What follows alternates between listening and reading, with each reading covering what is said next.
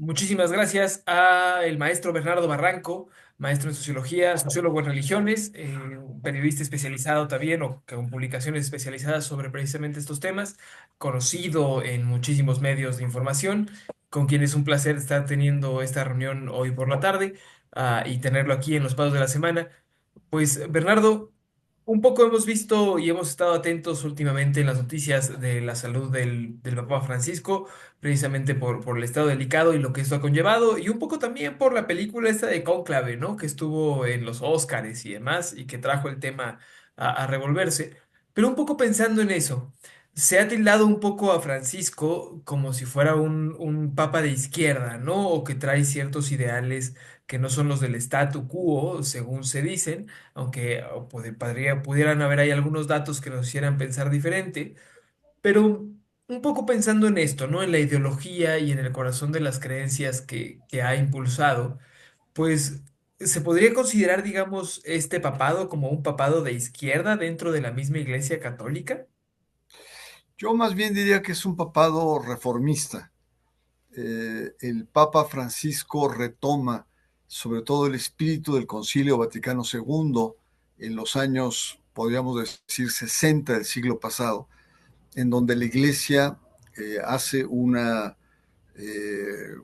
introspección, digamos, global, y el resultado de esta reunión cumbre en la vida de la Iglesia es el abrirse a los tiempos modernos, abrirse a la modernidad, cosa que había sido negada y que conlleva digamos, una postura de modelo de iglesia.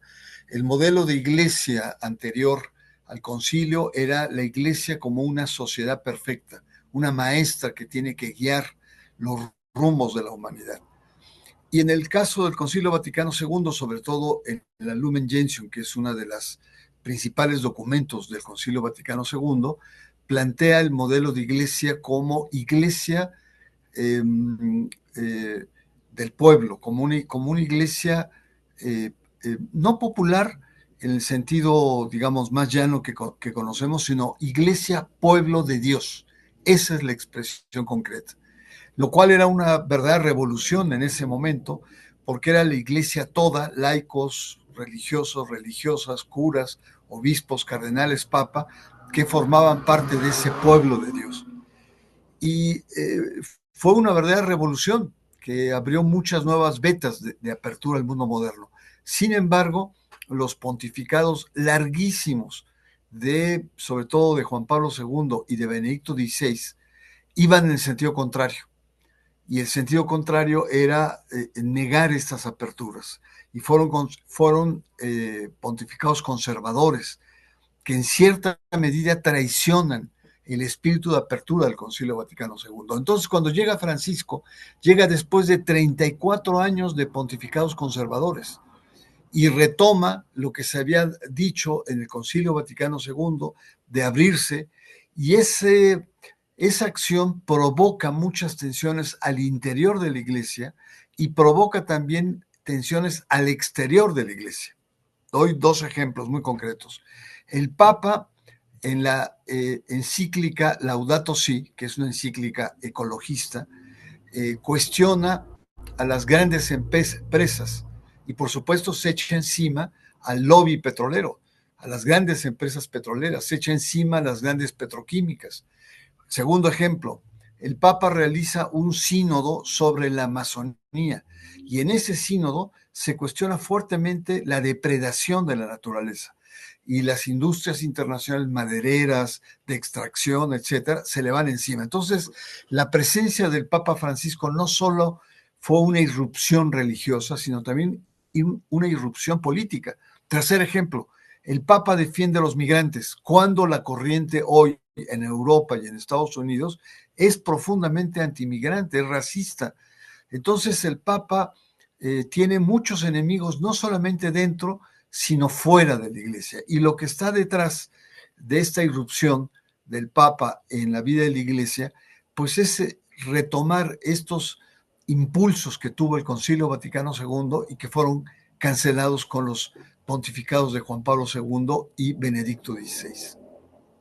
retomar el Concilio Vaticano II, que fue, digamos, o sea, fue cuando se cambiaron las misas de latín al español, por ejemplo, ¿no? Que me parece como una de las cuestiones más importantes que rescatar, o sea, entre muchas otras, pues, pero de lo que la gente más se podría ir acordando y que habla, pues, precisamente de esta voluntad de querer acercarse a la mayor parte de la gente, ¿no? A un pueblo, a un público más amplio.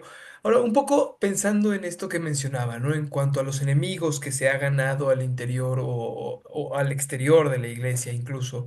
Am, ah, ¿cree que haya algún intento, o sea, en la política interior de la iglesia, ¿no? De querer a terminar con el papado de Francisco o de ya estar pensando en cómo podría ser el personaje que le vaya a suceder?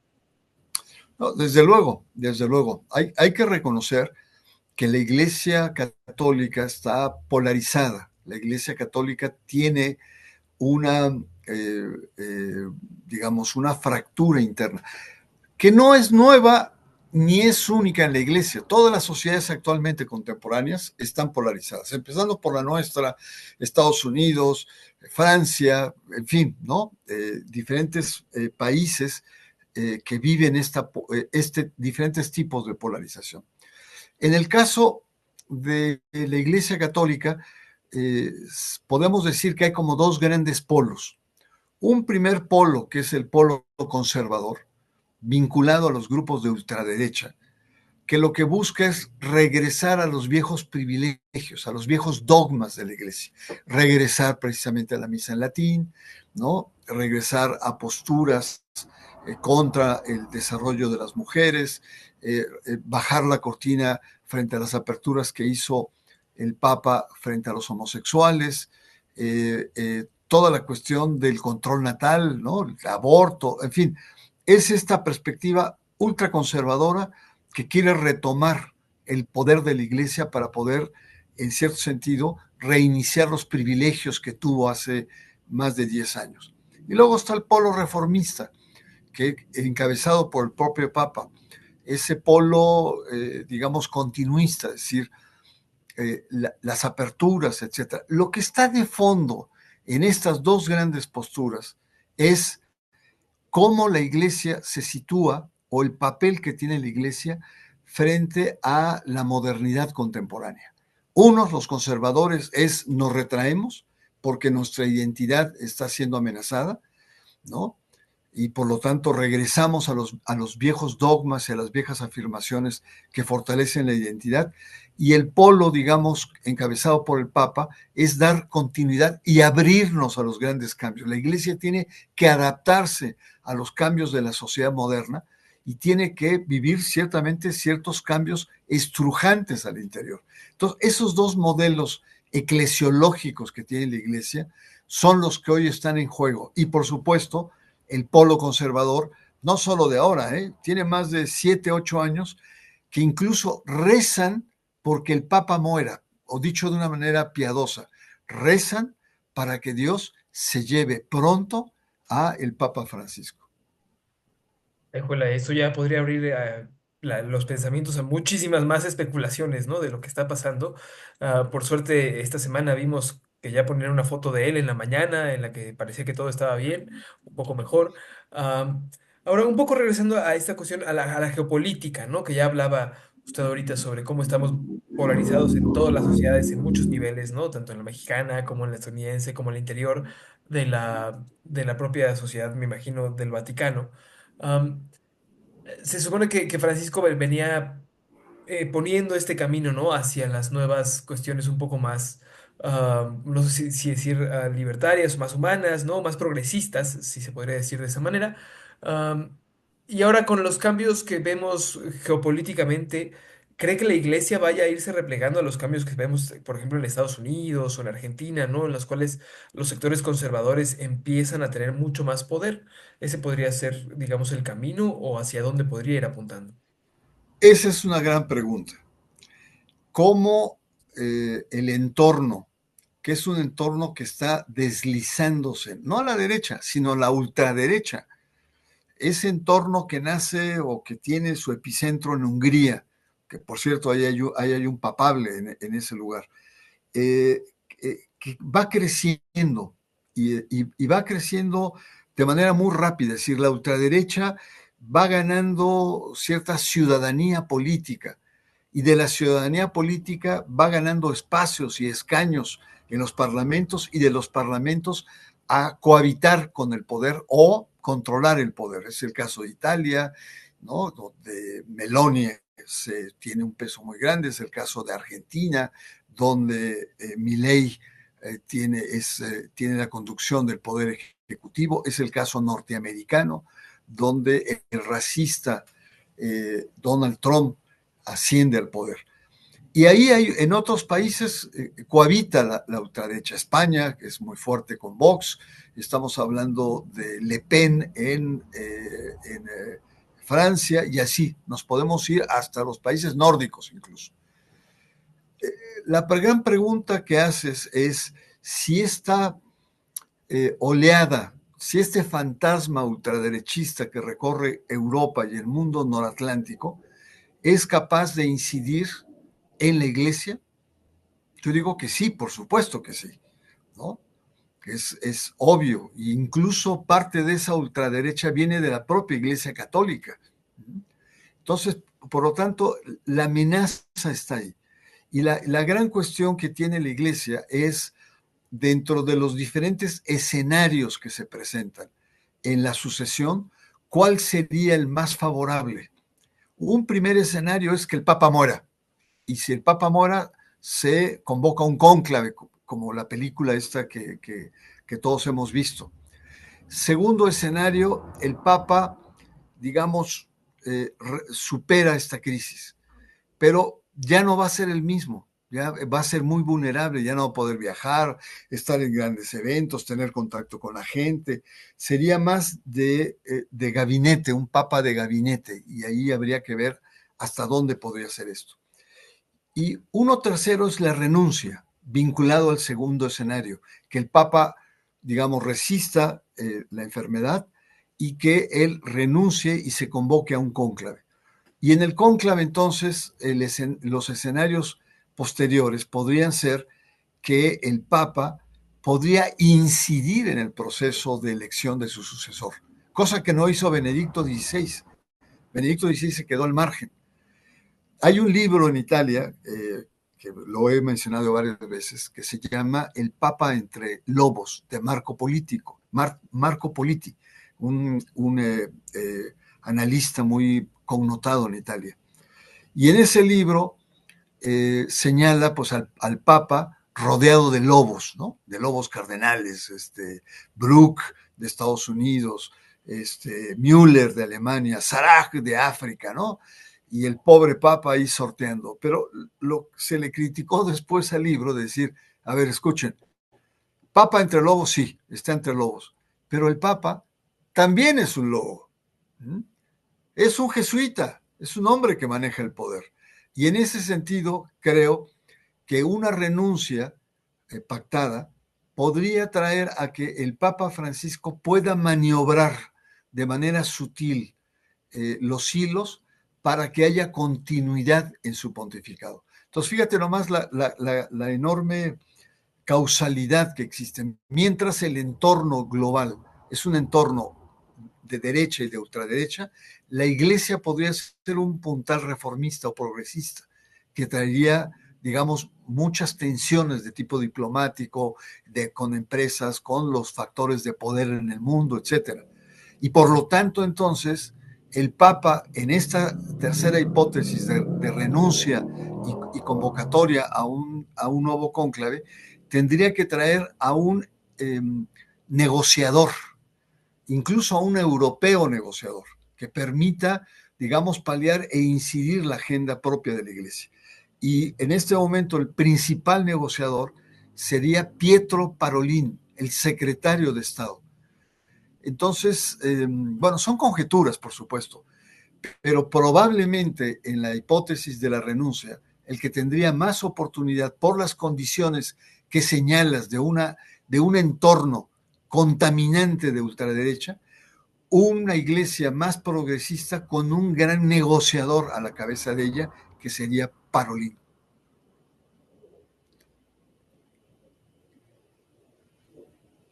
Perdón, el mute luego se me va. Ya está. Justamente ahorita se me adelantaba. Además del nombre del húngaro y de este italiano mismo, de ahí del que está ahí, el secretario, otros nombres que suenen, ¿no? Ok. Bueno, en este momento es prematuro, ciertamente, y hay que decirlo, la prensa internacional ha jugado un papel, yo diría, verdaderamente nefasto. En ese afán de tener la primacía, nota, la continuidad, han cometido errores terroríficos. Es decir, ya quieren muerto al Papa para que se abra un esplendor mediático como nunca antes en la historia de la Iglesia. Y cometen muchos errores, ¿no? O sea, hay una especie de ansiedad mediática, y una de ellas es precisamente el tema de tener muchos nombres, ¿no? Hasta Aguiar Retes lo ponen como candidato, ¿no? Aguiar Retes es el cardenal primado de la Ciudad de México. Pero te pongo también otros ejemplos, ¿no? Eh, al Papa le aplicaron la extrema unción. La extrema unción es cuando ya estás más allá que para acá, ¿no? Cuando ya estás a las puertas de la muerte, ¿no? Puedes ser consciente o que estés inconsciente. Pero no, al Papa le aplicaron la unción de los enfermos. Y la unción de los enfermos era donde la iglesia ora por el sufrimiento de los pacientes, que es muy diferente a darle su pasaporte para el más allá. Es otro ejemplo, el Papa presentó su renuncia, cónclave a la vista. La presentó a principios de su pontificado como otros, que precisamente si el Papa llega a no tener capacidad de decisión o una capacidad cognoscitiva, pues ese documento es un documento en firme que permite a la Iglesia maniobrar y operar una sucesión. En fin, una cantidad de brutalidades que se dicen en los medios y que francamente lo quieren ya matar. Y entre esas brutalidades aparecen listas interminables de candidatos, ¿no? De candidatos ahí. Entonces, pues sí, a veces uno se marea con tanto nombre, pero podríamos decir, en esta perspectiva dual de progresistas versus conservadores. De los conservadores está el carnal Brooke de Estados Unidos, que es un carnal muy ligado a los caballeros de Malta, ultra reaccionario, anti-Francisco. Está Müller, que estuvo en el dicasterio de la fe, un hombre erudito, un alemán erudito, que contradecía o había tensiones con el inicio del pontificado de Francisco. Francisco lo echa y ahora, y bueno, y quedó muy resentido. Y están varios más, otro, Sarat, un obispo de corte africano, que también se enfrentó a Francisco, escribió un libro, incluso falsificó una introducción de Benedicto XVI, ¿sí? Benedicto XVI dijo, a ver, esperen, yo no hice esa introducción, ¿no? Y dejó muy mal parado a Sarat. Sarat también es un africano, no estoy seguro si es africano, creo que es Nueva Guinea o algo así, pero tiene esta perspectiva, es un obispo negro, y es también muy fuerte y muy anti Francisco. Del lado de Francisco estarían algunos, como podríamos decir, en este momento no tengo claro el nombre, pero es el presidente de la Conferencia Episcopal Italiana, Savid creo que se llama, y este obispo es internacionalista, es muy negociador y trabaja mucho la perspectiva internacional. Eh, Estuvo al frente de una comunidad muy importante, se llama San Egidio, que trabaja la cuestión de la paz a nivel internacional. Está otro que es quizá el favorito de Francisco, que es un cardenal filipino, que dicen que es el Francisco de Asia. Es un hombre descollante, con un gran carisma, ¿no? Y una persona realmente muy, muy querida en Asia. Y ese es un personaje importante. Y está Parolín, que es su secretario de Estado, que tiene como gran virtud ser amigo del Papa, ser una persona muy cercana al Papa, de toda su confianza. Entonces, yo te pongo tres ejemplos, pero evidentemente de cada uno de los bandos, evidentemente estos pueden cambiar. Eh, eh, y, y, y, por lo tanto, pues habría que ver cómo se comporta. Lo que sí hay que decir es que este Papa ha nombrado a casi el 80% de los cardenales electores. Pero no quiere decir que son clones de Francisco. Al contrario, él ha nombrado de chile, de dulce y de manteca. O sea, no está garantizado que él los haya nombrado. A diferencia de Juan Pablo II y de Benedicto XVI, que nombraban a cardenales muy cercanos a su línea teológica, eclesiológica, etcétera. Francisco no, Francisco ha sido como muy abierto. De tal manera que, pues, sí es prematuro hablar de y máxima ahora con las fotografías y que el Papa se está reanimando, etcétera, de un cónclave. Pero sí, debo decirte que en la medida en que llegó al punto más bajo de la enfermedad del Papa, las ambiciones políticas de poder de los diferentes grupos en la iglesia se agudizaron. Y ya está echado a andar. Están echados a andar, aunque se diga que no es tiempo, que el Papa va mejorando, etcétera, pero ya hay un espíritu de precónclave en la vida de la iglesia. Justo ya para ir cerrando y para ir como dándole una perspectiva a todo esto y por qué es importante, pues, pues precisamente, ¿cuál es el poder actual de la Iglesia a nivel mundial, ¿no? Y qué podría significar que de un bando u otro bando lograran triunfar. O sea, que ya fuera que Francisco lograra asegurar como esta ruta, digamos, progresista, o que llegaran pues estas derechas recalcitrantes que están también al interior de la Iglesia. ¿Tiene usted algunos escenarios previstos de que hacia dónde podría ir apuntando? No, desde luego, creo que un Papa conservador, ultraconservador, en este momento se congratularía con los principales países de Europa y de Estados Unidos, ¿no? Hablarían un mismo idioma. ¿Cuál es el mismo idioma? Una iglesia más cerrada al tema migratorio, más cerrada al tema de las mujeres, más cerrada en tema a los homosexuales. Eh, Se prohibirían el reconocimiento de las parejas homosexuales, de los vueltos a casar, se endurecerían las posturas frente al tema del aborto, en fin, una serie de cuestiones que están ahí presentes. Incluso la Iglesia daría marcha atrás a las posturas de avanzada en materia ecológica que Francisco ha planteado. Esto sin duda.